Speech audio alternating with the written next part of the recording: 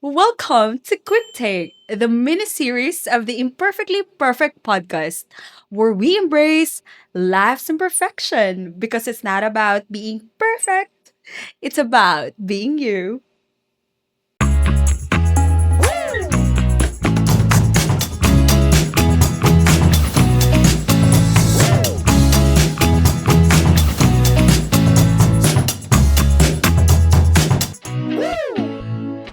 This is take two. No, naka-outro ko. Nga naman. Wala na ako naon ang among logo. So, sorry kaayo mga maman, sir. Naka-outro ko, may tag ma-achieve gyapon ako. Ang basic na to nga energy para sa basic nga mga persons sa world. And no, tanawon ninyo kung subaybayan na to guys, natay bagong setup. Ako nga adik og Merry Christmas. Nag-move forward na ko og nailisa na gid siya sa wakas og Encantadia. Apwe. Brilyante na apoy. Shout out Sans. Favorite ako Encantadia sa una. I miss you, friendy. Ang panguta na. Na-miss ba ko nimo? Joke lang. Okay, so I would like to thank akong friend nga more of brother Elzor for the setup. Yay! And of course, shout out po kay May. Thank you, May! Secretary na mo dito sa office for helping us. Siya nagsuggest nga ilisa na ako ang among background kay mura ra gyud kayo Merry Christmas nga. January naman ta, January 2026. And shout out po sa among OJT, shout out Mark and Alisa. Thank you so much for helping sila ang nag-decorate ani. Gihimo nila ang Encantadia then si Elzor iya ang gilavan sa lights sa murag nata sa kuan Narnia. Joke lang. Dili Narnia. What's mo ni? Cotton? Cotton Land? Or Candyland? Or Alice in the Wonderland? Or Jolly in the Candyland? Sorry naman. Lagi na kataon, Elzor Island kasi So guys, before ta mag-proceed no, sa atong topic for tonight, I would like to encourage you to please follow and subscribe sa mga social media accounts. We have Facebook, Instagram, and Spotify. It is crawling in the screen. The Imperfectly Perfect Podcast. And of course, we have YouTube, Laom7668. And we also have TikTok, Tip Podcast 25. And guys, ako chika, sa TikTok ba? Di ba na ako ikuan? Na aming event atong episode 12 na Beats of Light nga free legal consultation. Mga ma'am and sir, o mga ka-perf, na Shakira ang shokoy. Ayun, takay ko. Na Shakira ang shokumber. Kay na-remember na po ako sir sa try sa algebra. Hindi na ko masama kung isa to. Na Shakira ko, kay na ay nag-comment dito nga, murag, Dear Ate Arlene, or Dear Charo, gistory gini ang life, no? Kay magpa-consult siya about sa iyang legal concern. So ako na din ato, nga halaoy, free legal consultation atong December 19 naman ni siya. Pero na-appreciate na ko ang iyahang pag-reach out. But in the meantime, di mo ko balon sa akong pag-atake sa na nga event kung na mag-comment, ganito magpa-consult. Ako sang hunahon, but to the viewer, kung kinsa man ka, I I empathize sa imong legal concern.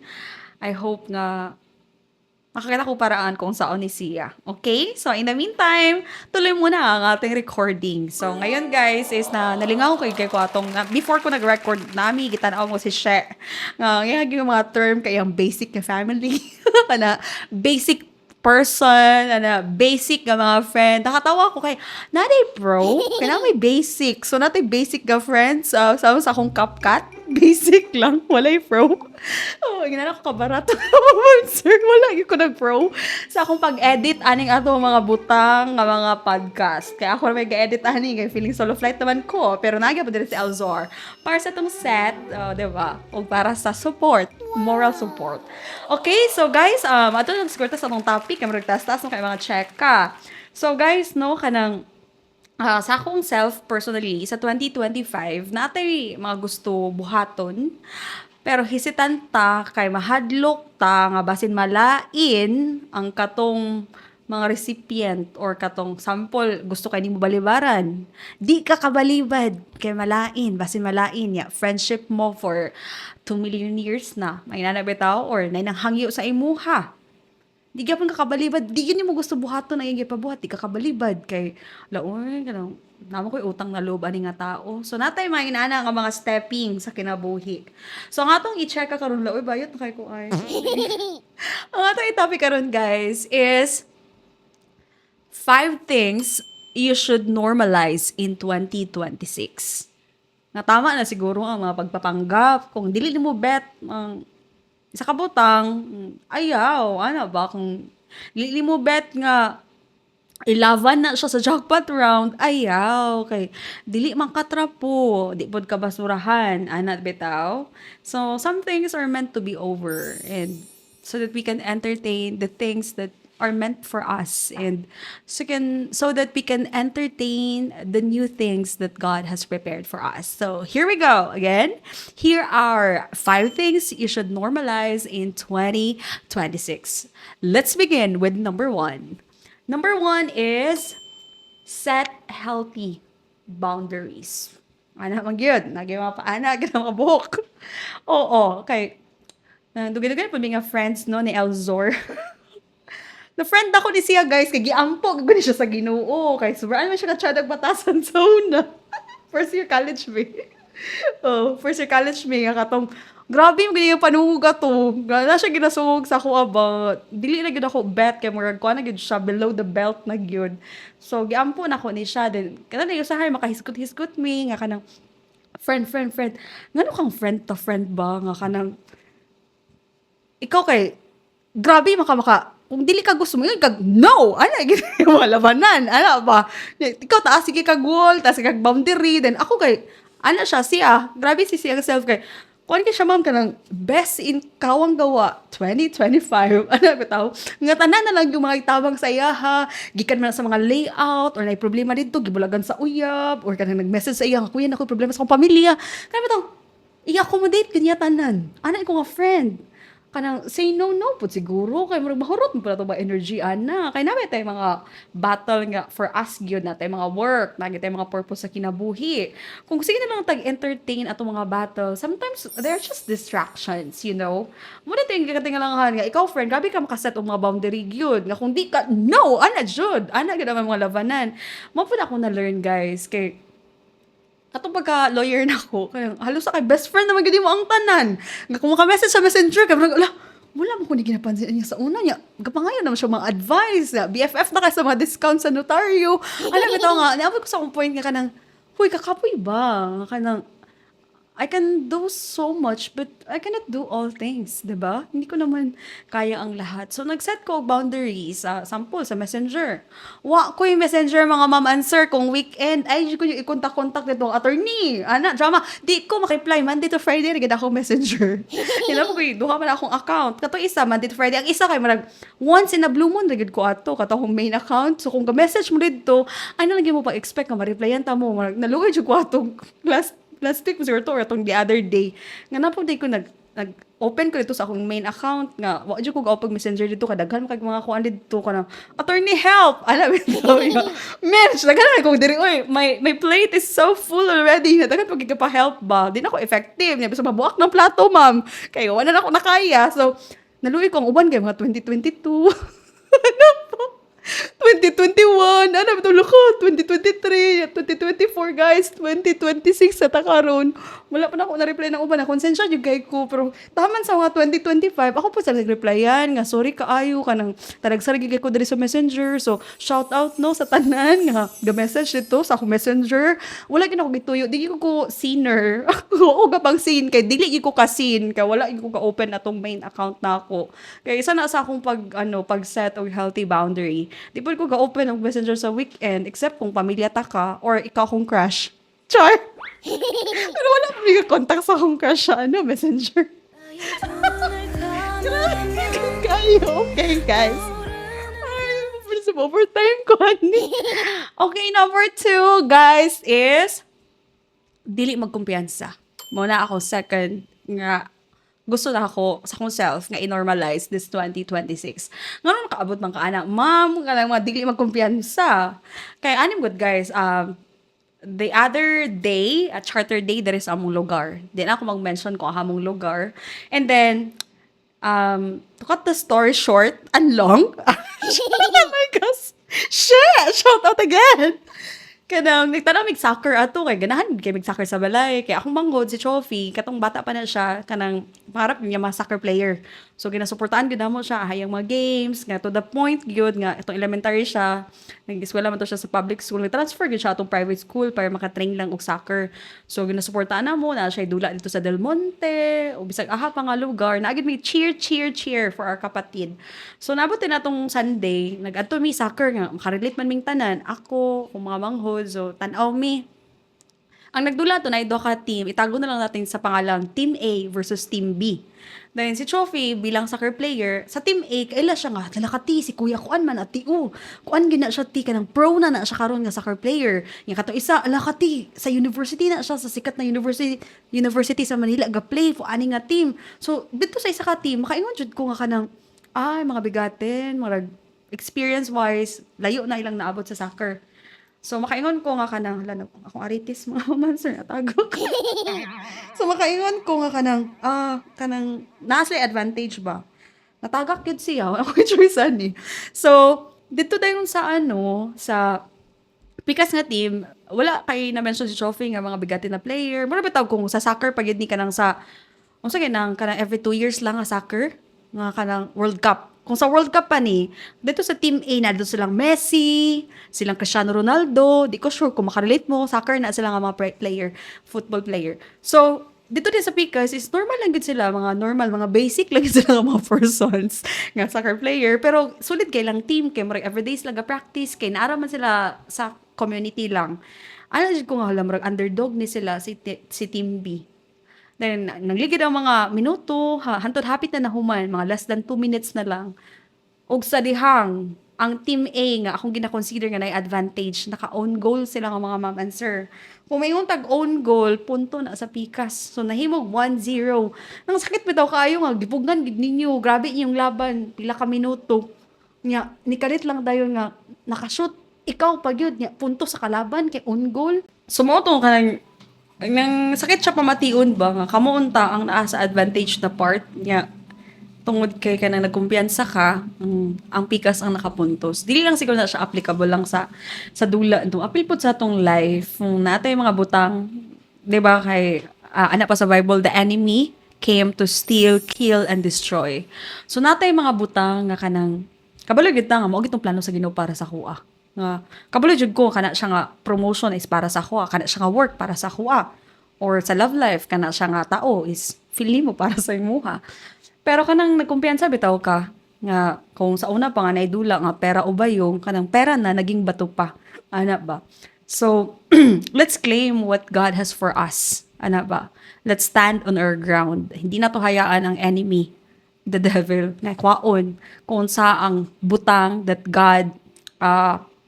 fought for us on the cross. Let's proceed with number 3. Stop putting things off.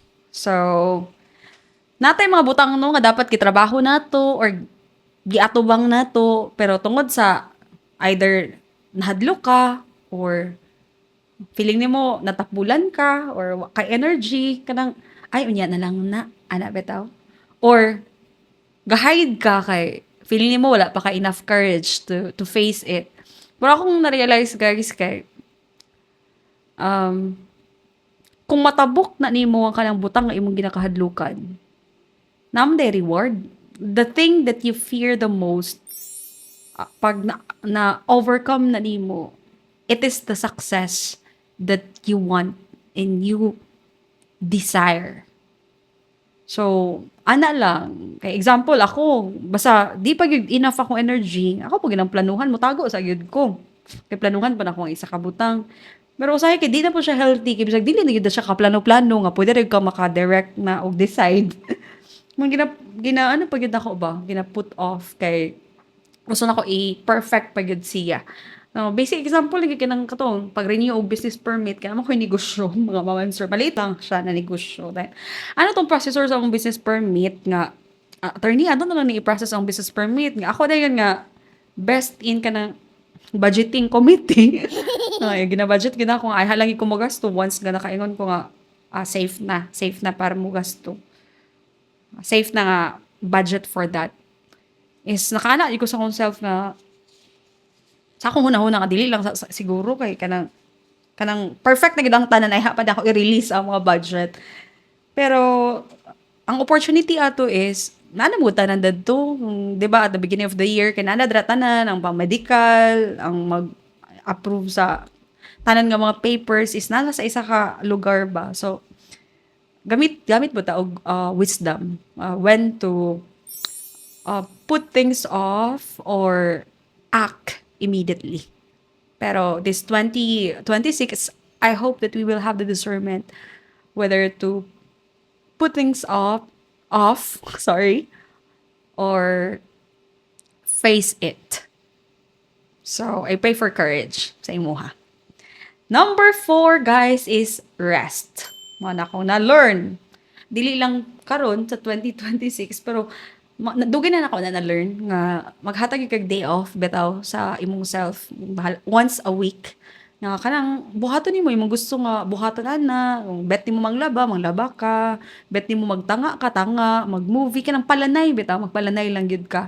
Because ana po tong isa ka podcaster is rest is productive.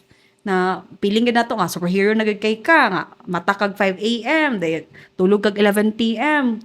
Guys, masyak na lang ka. Lisod nga trabaho lang ka para ini magsakit ka na kay kagasto. 'Di ba? Unsa pa lugar ang purpose nga grabe imong trabaho niya magsakit ra gyapon ka at the end. So, i-balance guro nato nga magtrabaho ta at the same time kato pa sa last episode diyan ako there's more to life than work. So, manrabaho ta of course, nga kinahanglan man nato, pero napod kay time nga mag-enjoy life. Napod kay time sa imong family, na kay time sa imong loved ones, o sa imong passion, sa imong gusto pa nga buhaton.